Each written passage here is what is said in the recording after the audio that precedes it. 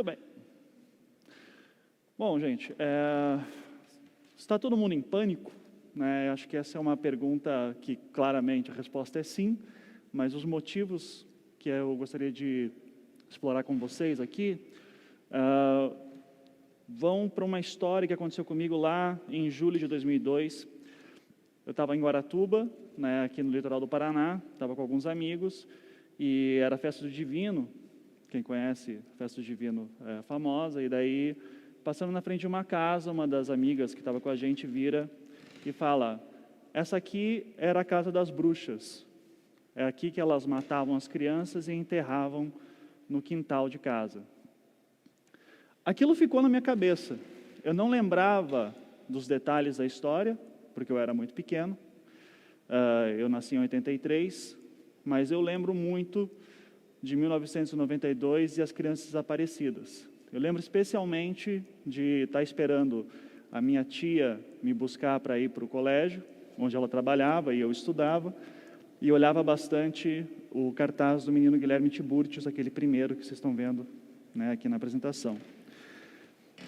Depois, os anos passaram e eu fiquei com aquele negócio da minha amiga dizendo que é que matavam as bruxas, e eu lembrei da história das bruxas de Guaratuba, como esse caso era famoso na época, quando a gente começou a ver em jornais e principalmente programas televisivos policiais que começavam a ganhar força naquela época, início da década de 90, passava na hora do almoço, e eu lembro de garoto foi morto em ritual macabro e coisas do tipo. E, indo um pouco mais longe, a gente via as matérias. Esse menino foi vítima de um crime satânico, esses são os bárbaros, bruxo confessa que matou outro menino, e em resumo da história, eram 7 pessoas em Guaratuba que teriam matado o menino Evandro Ramos Caetano, de 7 anos de idade, no dia 7 de abril de 1992. Algumas das pessoas teriam confessado, e esse caso teria se arrastado por décadas, até o dia que eu parei para pensar um pouco sobre isso. E eu fiquei me perguntando, existem seitas satânicas que praticam rituais de sacrifício humano? Essa é uma pergunta incomum, mas que eu fico sempre surpreso com a quantidade de pessoas que têm uma certeza absoluta que isso acontece. E eu sempre que eu perguntava por dados, porque eu sou uma pessoa extremamente pragmática nesse ponto, eu digo, eu estou disposto a acreditar, mas eu gostaria das evidências sobre isso. Então, eu comecei a pesquisar sobre isso. E eu comecei a me perguntar coisas básicas, tipo, o que é o diabo? O que é o mal? E por que alguém seguiria? Me parecia ilógica a ideia de, ok, está aqui a figura de que tudo representa de ruim no mundo e no universo, e eu vou segui-la por livre e espontânea vontade, por qualquer motivo que seja. Mas eu estava disposto a acreditar. Eu estava tão disposto a acreditar que eu fiz mestrado sobre isso, estudando esse cara aqui, que é um mago inglês do início do século XX, chamado Aleister Crowley, que tinha o carinhoso apelido de o Anticristo. E ele escreve uma série de livros, ele funda uma filosofia, uma religião chamada Telemann. E eu decidi, o que será que o Anticristo pensava sobre o bem e o mal? Então eu fiz um mestrado na PUC de São Paulo, em Ciência da Religião, sobre noções de ética e moral em Aleister Crowley. Está disponível aí para baixar quem quiser a dissertação de mestrado. Não contente com isso, terminei o mestrado, né, não encontrei o diabo, continuei procurando ele. E encontrei uma vez um livro muito interessante que me ajudou muito nas minhas aulas de História da Arte, quando eu dava aqui na PUC, no curso de Arquitetura, até o ano passado, e é um livro chamado Pensando com Demônios, e que tem essa frase do historiador Stuart Clark, que ele falava, com a aproximação do fim do mundo, o inferno abre suas portas. Era essa sensação que se tinha no período em que a Inquisição ficou mais forte. E é curioso pensar em Inquisição e queima das bruxas, e, enfim, caçada de heresias, porque geralmente a gente começa a achar que isso é coisa da Idade Média, e curiosamente aqui não é. O pior período da Inquisição, geralmente a gente está falando do século XVI, que já é Idade Moderna.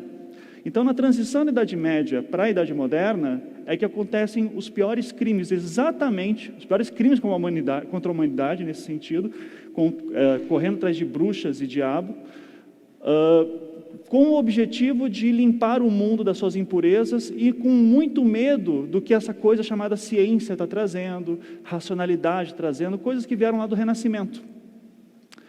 Então, tem uma historinha que eu gostava muito de contar para os meus alunos, especialmente em História da Arquitetura, sobre essa igreja em Munique, que tem essa pegada. Ela é chamada de a pegada do diabo, porque diz a lenda que o arquiteto, ele teria feito um pacto com o demônio, que para ter fundos para construir a sua igreja, ele fez um pacto, e daí ele teria prometido para o diabo que essa igreja não teria janelas. E daí o diabo, quando a igreja ficou pronta, ele entrou na igreja, viu que não tinha janelas, e ao avançar um pouco mais, ele percebeu que tinha umas janelas escondidas atrás das pilastras, e a luz do sol entrou e acabou fazendo o diabo virar fumaça, e daí ficou só a pegada dele. Essa história é muito interessante, só tem um problema. Logo no final da igreja tem uma grande janela. Então, a lenda não faz sentido quando você vê os fatos. Tem também o famoso caso do Simão de Trento, em 1475, uma coisa chamada libelo de sangue, que era geralmente uma crença que cristãos tinham na época de que judeus estavam sacrificando crianças para usar o seu sangue para qualquer motivo que seja. E o Simão de Trento, daí é um caso famoso dentro da Igreja Católica, enfim, eu não vou entrar em detalhes, mas isso é um dos maiores casos de antissemitismo que nós temos na história, e a perseguição de judeus durante toda a Idade Média, o libelo de sangue é um dos grandes exemplos disso. Eu sou apaixonado especialmente por rituais que estão lá, rituais não, né? Os manuais de bruxaria que tentam investigar os rituais que as bruxas teoricamente fariam. E tem um manual em específico, o pessoal geralmente conhece o Maleus Maleficarum, né, uma tela das bruxas, mas tem um que eu sou apaixonado, que é o Compendium Maleficarum, que tem uma série de ilustrações, tem a famosa descrição do Osculum Obscenum, que seria o beijo que a bruxa dá no ânus do diabo para selar o pacto, né? Aqui tem essa imagem que eu sempre achei muito curiosa, século XVII, que dizia que bruxas sacrificam crianças. E nós vemos ali as duas crianças sendo sacrificadas ali no canto superior direito e outra aqui mais central. E uma das minhas histórias prediletas sobre o diabo também é a das freiras de Lundon. Supostamente, no século XVII, na cidade francesa de Lundon, um monte de freira foi possuída pelo demônio. Tiveram que fazer um exorcismo público com todas elas, e depois a Inquisição foi investigar, descobriu-se que teria sido um padre que teria feito um pacto com o demônio, vendendo as almas das freiras, e como prova, inclusive, encontraram esse documento, esse contrato, escrito em latim, com as assinaturas dos demônios embaixo, e daí esse padre foi para a fogueira. O fato desse padre ter problemas políticos com a Igreja Católica e com as forças locais foi uma mera coincidência, é claro. E daí eu ficava me perguntando se isso tudo foi real. Porque até o momento eu estou tentando procurar o diabo ainda, eu ainda não estou encontrando. Estou encontrando explicações que me parecem muito mais plausíveis, com uma diferença que eu acho essencial. Na Idade Média, você não tinha muita escolha. O mundo era, Deus existe, e a partir de Deus, a gente vai ver como ele funciona. Então, se Deus existe e existe o diabo, como uma força opositora, nós temos que entender como ele funciona. Então, isso era a ciência da época. Só que daí a gente começa a entrar no iluminismo, a gente começa a entrar nos limites da religião e da ciência, e a gente começa a se perguntar se isso ainda existe até hoje. Bom, o mundo avançou, né? Eu cheguei em 2015, de alguma forma, e em 2015 eu lancei um podcast chamado Projeto Humanos, que era um podcast focado em histórias de pessoas, né, em formato narrativo. A primeira temporada foi sobre uma sobrevivente do Holocausto, que eu entrevistei, contei a sua história. A segunda temporada foi sobre guerra na Síria e crise de refugiados. E na quarta temporada eu finalmente decidi entrar na história do caso Evandro. Eu rebatizei o caso das Bruxas de Guaratuba, eu não fui o primeiro, só adotei o nome que já era utilizado especialmente no mundo judiciário, e o primeiro episódio foi ao ar no dia 31 de outubro de 2018, Dia das Bruxas. Foi de propósito, né? Mas daí eu lancei alguns episódios, vendi os direitos da adaptação do podcast para uma série na Globo, que agora está no Globoplay, fez bastante sucesso. ainda bem. E, investigando a história, eu segui uma linha de investigação que não foi seguida na época e encontrei provas de que as pessoas que tinham confessado foram torturadas. Estamos em 2020, março de 2020, ano passado, 7 dias antes de eu começar a me trancar em casa por causa da pandemia. A maior história da minha vida foi engolida pela pandemia do coronavírus, mas todas as nossas vidas foram, então, ok. Mas o que me deixa sempre espantado é, se não fosse aquela minha amiga fazendo aquela frase, aqui era onde as bruxas matavam as crianças, essas pessoas até hoje estariam sendo consideradas culpadas porque confessaram. E quando eu encontrei as provas, é muito difícil ouvir tortura. É muito difícil você ser o primeiro a ouvir um áudio em que mostra as pessoas sendo torturadas, e você tem aquilo nas suas mãos por meses, e tentando ver como que você apresenta isso para não dar dúvidas do tipo, ser torturado não significa que é inocente, uma frase que eu ouço de vez em quando. E não importa se eu mostro para as pessoas, olha aqui eles mentindo para sobreviver, não adianta, as pessoas ainda preferem acreditar em bicho-papão.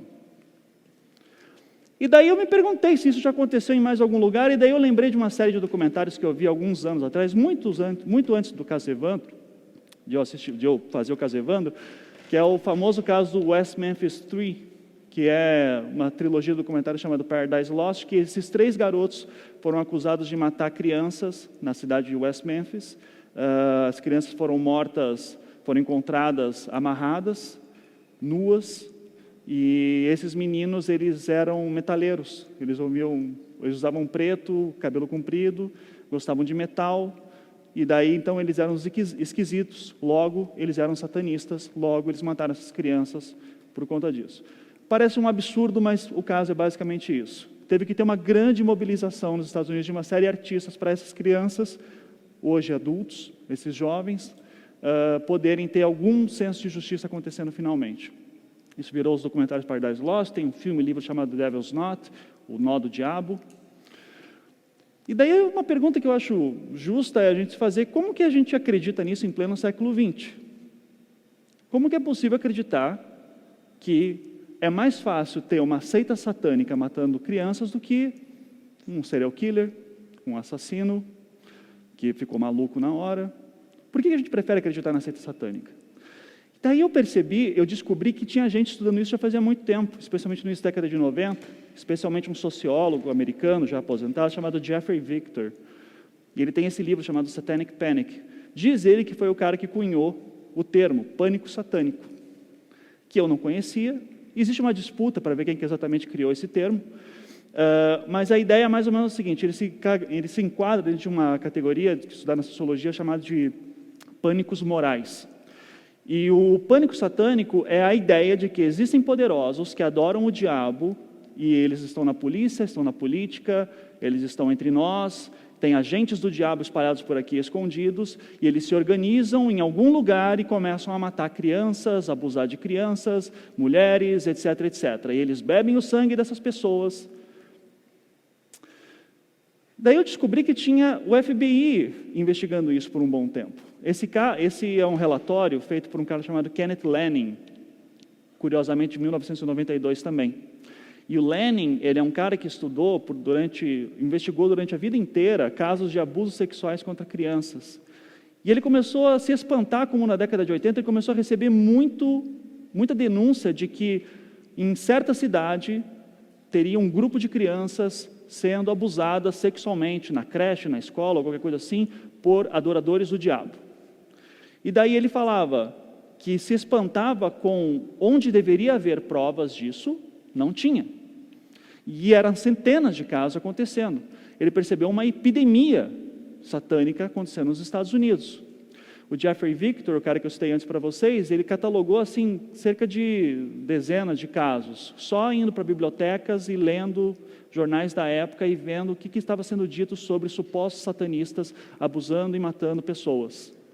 E o Lanning, ele faz aqui uma uma coisa muito interessante, ele chega a uma conclusão muito interessante, que ele fala assim: o problema de você acreditar que existem satanistas abusando de crianças é que você às vezes esquece do óbvio, que a maior parte dos casos de abuso contra crianças são feitos por parentes próximos. Então, você acreditar em seita satânica em pleno século XX, que está cometendo crimes, você evita de resolver crimes e ir atrás dos verdadeiros criminosos. E daí no século XXI? Sabe que melhoramos de lá para cá? Daí eu lembro, em 2018, quando 7 pessoas foram acusadas de terem participado de um ritual satânico, em Novo Hamburgo, na Grande Porto Alegre, porque tinha um cara que era satanista na cidade, declarado, ele tinha um templo satânico. Você pode não gostar, mas satanismo é uma religião, goste ou não. E existe liberdade religiosa, teoricamente somos um país secular, etc, etc, etc, mas o cara tinha um templo satânico. Eu não acho que é de bom grado, assim, talvez é um pouco complicado, dependendo do mundo que você vive, mas esses caras acabaram sendo acusados de terem matado crianças, sem prova alguma. O delegado depois falou que, como ele era evangélico, um profeta da sua igreja teve uma visão que as crianças foram mortas no templo satânico e por isso essas pessoas foram presas. Em 2021, nós acabamos de ver o caso Lázaro, em que foram, teoricamente, encontrados objetos na casa do criminoso. E apareceram esses objetos que depois falaram que eram um terreiro. São objetos de um terreiro que falaram que eram objetos satanistas que o Lázaro supostamente tinha na sua casa.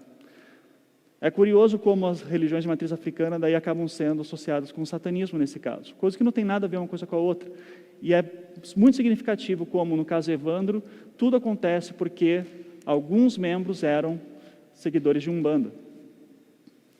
Acho que o caso mais emblemático é o do QAnon, a teoria da conspiração que dominou boa parte do Partido Republicano nos Estados Unidos e que resultou especialmente na invasão do Capitólio no início desse ano. A ideia de que o Partido Democrata é dominado por satanistas e pedófilos. Quando se acredita em uma teoria da conspiração, existe uma tendência de se acreditar em todas. E isso destrói vidas. Satanismo, seitas satânicas, bicho-papão, tudo isso é teoria da conspiração, até que me provem o contrário. E eu gosto de encerrar mostrando essa imagem aqui, daquela casa que eu mostrei para vocês antes, hoje é um estacionamento. A família Abage foi destruída por causa disso. E eles são sortudos, porque eles estão vivos. Teve gente que morreu na cadeia. Então, onde que está o diabo? Eu passei minha vida inteira procurando pelo diabo, e eu nunca encontrei. Mas eu encontrei muita maldade feita por homens de bem. Obrigado.